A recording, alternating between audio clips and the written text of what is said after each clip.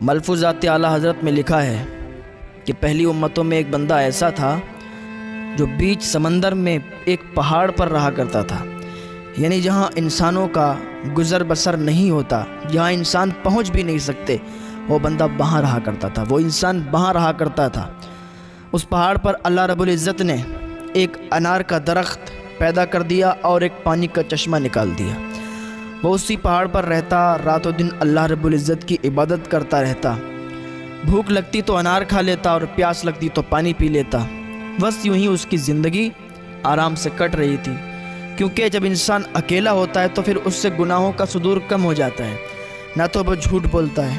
نہ تو وہ چغلی کرتا ہے، نہ تو غیبت کرتا ہے، نہ تو چوری کرتا ہے، ساری باتیں اس سے دور ہو جاتی ہیں۔ جب انسان کسی کے ساتھ رہتا ہے تو چغلی بھی کر دیتا ہے، جھوٹ بھی بول دیتا ہے، تو ساتھ اگر کسی کے کوئی رہتا ہے تو گناہوں کا صدور ہو سکتا ہے، لیکن اکیلے میں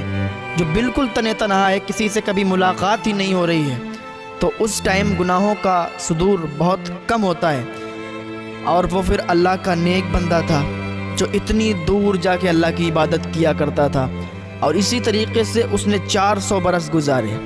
400 برس کا ہو گیا، وہ اسی طریقے سے عبادت کرتا رہا، اللہ رب العزت کی رضا چاہتا رہا، اللہ رب العزت کی عبادت کرتا رہا۔ ایک دن ایسا آیا کہ ملک الموت آ گئے۔ ملک الموت جب اس کی روح قبض کرنے کے لیے آئے تو اس نے اجازت چاہی، کہا اے روح نکالنے والے فرشتے، اے ملک الموت، مجھے تھوڑی سی مہلت دے دیجیے، میں تازہ وضو بنا لوں اور 2 رکعت نماز ادا کر لوں، اتنی مہلت آپ مجھے دو گے؟ تو ملک الموت نے کہا تمہارے لیے اتنی مہلت میں لے کے آیا ہوں، ٹھیک ہے۔ جب انہوں نے اجازت دے دی تو انہوں نے تازہ وضو بنایا اور 2 رکعت نماز نفل ادا کرنے کے لیے کھڑے ہو گئے، اور انہوں نے کہہ دیا تھا کہ جیسے ہی میں نماز ادا کرنے کے لیے کھڑا ہوں،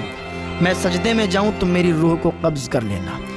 جب وہ عبادت گزار شخص، وہ عبادت گزار انسان جیسے ہی سجدے میں گیا، ملک الموت نے اس کی روح کو قبض کر لیا اور چلے گئے۔ عبادت گزار ویسے ہی سجدے میں رہا اور اس کا جسم سڑا نہیں۔ ایک دن حضرت جبریل علیہ السلام حضور صلی اللہ تعالیٰ علیہ وسلم سے عرض کرنے لگے، یا رسول اللہ صلی اللہ تعالیٰ علیہ وسلم، جب بھی ہم زمین پر آتے ہیں تو اس انسان کو سجدے میں دیکھتے ہیں، حالانکہ اس کے اندر جان باقی نہیں ہے، روح باقی نہیں ہے، اس کی موت آ چکی ہے،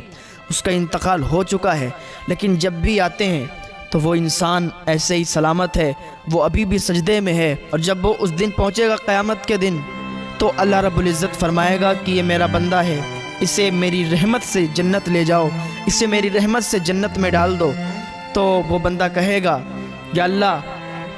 مجھے میری عبادت کے ذریعے سے جو مجھے صلہ ملا، اس کے ذریعے سے مجھے جنت میں ڈال دے۔ اللہ رب العزت فرمائے گا میزان لگایا جائے، میزان کھڑا کیا جائے اور اس کی عبادت کو ایک پلے میں رکھا جائے، اور اسے جو ہم نے نعمتیں دی ہیں، تمام نعمتوں کو چھوڑو، ایک نعمت صرف اس کی آنکھ والی نعمت کو دوسرے پلے میں رکھا جائے، اور پھر میزان کیا جائے، پھر وہ تولا جائے، دیکھو کون سا پلہ بھاری ہو رہا ہے۔ اس انسان کی تمام نیکیاں جو اس نے عبادت کی تھی اور جو بھی نیک عمل کیے تھے، تمام نیکیاں ایک پلے میں رکھی گئیں، اور اس کی آنکھ والی نعمت ایک پلے میں رکھی گئی، تو اس کی جو آنکھ والی نعمت کا پلہ تھا وہ بھاری ہو گیا اور نیکیوں والا پلہ ہلکا ہو گیا۔ اللہ رب العزت کا حکم آیا کہ اسے اب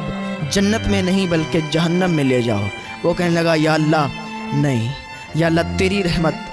یا اللہ تو بڑا رحیم ہے، کریم ہے، مجھ سے غلطی ہوئی، مجھے معاف فرما، یا اللہ اپنی رحمت سے مجھے جنت عطا فرما دے۔